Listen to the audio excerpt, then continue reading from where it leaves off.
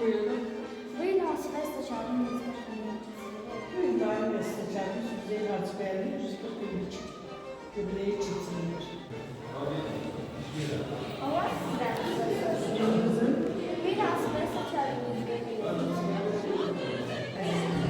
Demək çox böyük günahı var biz Azərbaycanlılar üçün.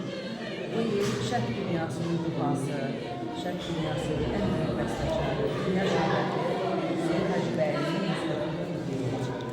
Allah sizdən sorsun. Bu il hansı bəstəkarın muzika filmçisidir?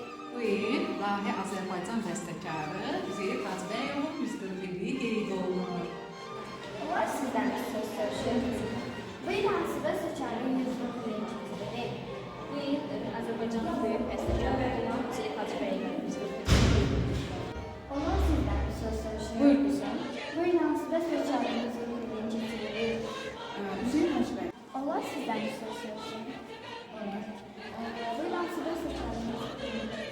Üzeyir Hacıbəyli. Üzeyir Hacıbəyli haqqında sizə nə bilirsiniz? Dövlət himnimizin musiqisini yazmışdır. Bəli, bu hansı bəstəkarın muzika filmçisidir? Üzeyir Hacıbəyli.